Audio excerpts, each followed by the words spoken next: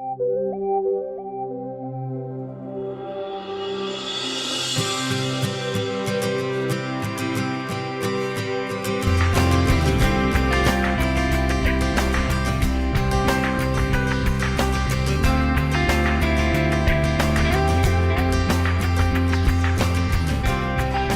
have to think differently about where our markets might be in the future, and we have to think differently about where the people are going to be. Certainly the Asia growth is obvious, and Asia markets are important for us. But the markets are going to be very different in the future, and Africa potentially would be a much more important market, with especially an increase of virtually 100% projected.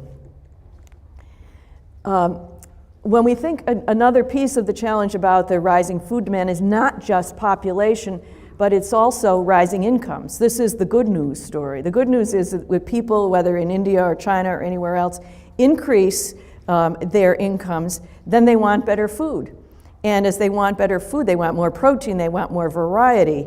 That means they want more beef, they want more chicken. It graduates and it multiplies the need for additional food, which goes beyond even the numbers of people that exist in the world. So the good news is much of the population is having increased income, but that means that there are also increases as well in the need for food.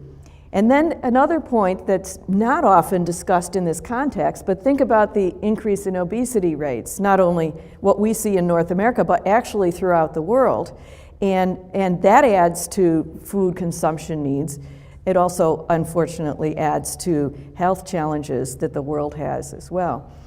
There's one researcher named Ricardo Ude who does a whole presentation on this matter. He's based out of London, and he shows pictures, for instance, of a woman and her child from the developing world, and the woman is overweight and the child is emaciated, and they're both eating the same thing, but he's making the point that it's not the right thing. So it's helping to make her, with her metabolism, obese, and it's not helping him, the child, to be able to develop as he should.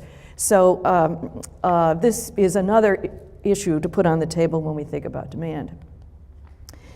And the Food and Agriculture Organization says that 870 million people now are desperately hungry every day. That these are people who absolutely don't have enough food every day. It's not because they're cut off from food from a war or natural disaster. It's because they're cut off from food because of their dire poverty. And they just do not have enough even to feed themselves for the day. There's also an estimate that 1.3 billion people are living in poverty with incomes of less than $1, the equivalent of $1.25 a day.